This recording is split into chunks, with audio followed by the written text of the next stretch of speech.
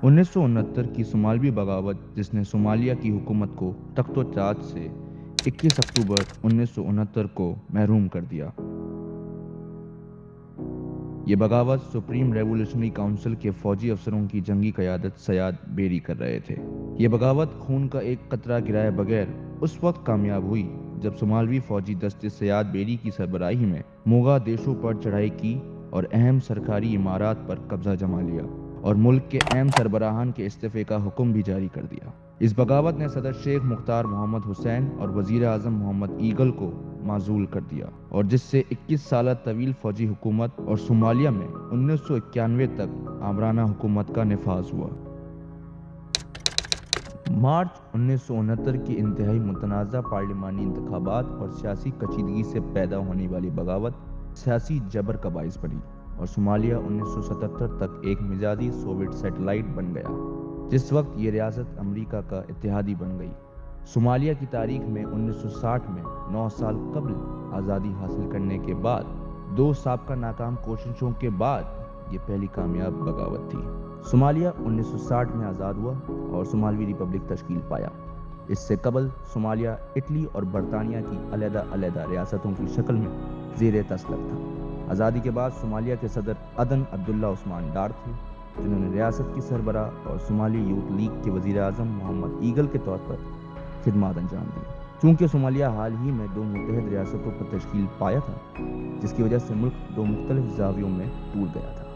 مثال کے طور پر ٹیکس کا نظام، پولیس کا نظام، قانون کا نظام اور انتظامی امور، جبکہ یہ امور کسی حد تک 1971 میں ریفرینڈم سے حل ہو بھی گئے تھے اور ملک میں ایک آئین آیا تھا جس کو 90% ووٹس نے منظور کیا۔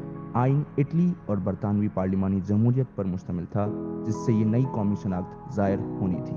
نئے آئین کی توسیع کے باوجود صومالیہ نسلی، سیاسی اور قبائلی بنیاد پر تقسیم رہا۔ 1961 میں شمالی صومالیہ میں ایک بغاوت اٹھی جس کو روک لیا گیا اور اس کے نتیجے میں ایک افسر بھی مارا گیا۔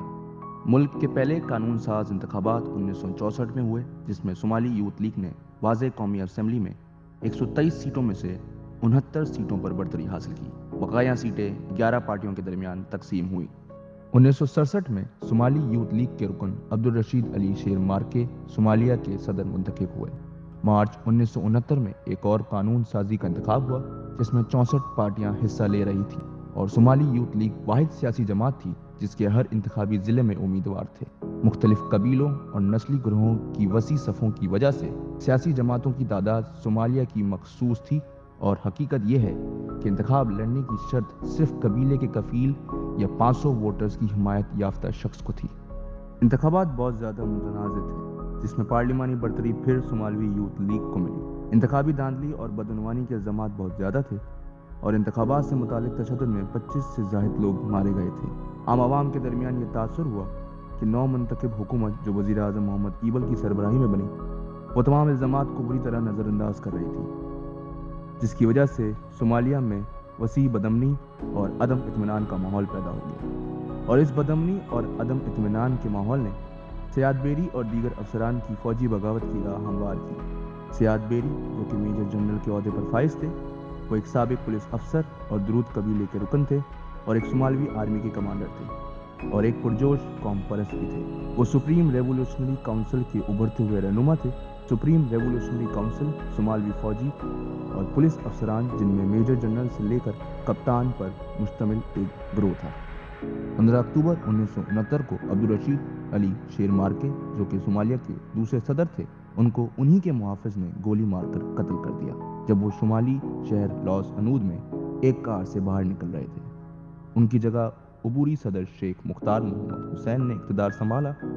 شیر مارکے کے جنازے کے اگلے ہی روز بغاوت کا آغاز ہو گیا۔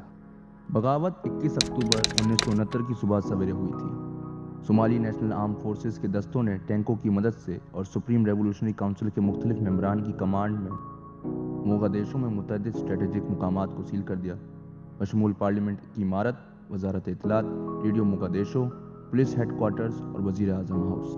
بڑے سرکاری افسران کو اغوا کر لیا گیا اور قید کر دیا گیا۔ بغاوت کے دوران کئی سابق سینئر صومالی سیاستدانوں کو بھی گرفتار کیا گیا۔ ان میں سابق صدر عدن عدے اور سابق وزیر اعظم حاجی عبدالرزاق حسین بھی شامل تھے۔ دونوں کو حراست میں رکھا گیا تھا اور انہیں 1973 تک رہا نہیں کیا گیا۔ وزیر اعظم ایگل کو قید تنہائی میں رکھا گیا تھا۔ بغاوت میں پولیس کی عمارتوں پر قبضے کے باوجود پولیس نے فوج کے خلاف مذمت نہیں کی اور ان کے ساتھ تعاون بھی کیا۔ صومالی پولیس فورس کے سربراہ جامع علی کوشل کو سپریم ریولیوشنری کونسل کا نائب چیئرمین مقرر کیا گیا۔ فوجی دستوں کے ریڈیو موگادیشو پر قبضہ کرنے کے بعد اسٹیشن نے بغاوت کرنے والے رہنماؤں کے مقصد کو عوام تک پہنچانے کے لیے ایک طریقے کے طور پر مارشل میوزک نشر کرنا شروع کیا، جس میں گانا آئدر ڈومز ڈے ڈیتھ اور وکٹری آف لائف بھی شامل تھے۔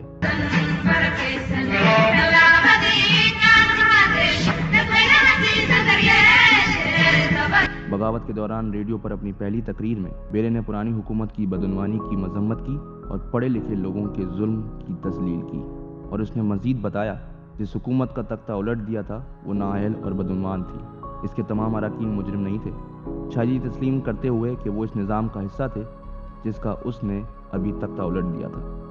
بیری کی سپریم انقلابی کونسل نے پارلیمنٹ اور سپریم کورٹ کو تحلیل کر دیا اور آئین کو معطل کر دیا۔ 1970 میں بغاوت کے ایک سال بعد سیاد بیری نے صومالیہ کو ایک سوشلسٹ ریاست قرار دیا اور ملک کو صومالائزیشن پر قائم کیا، جس کا مقصد ملک میں قبائلی وفاداریاں ختم کرنا تھا اور ایک فرد شناس صومالی ملک بنانا تھا۔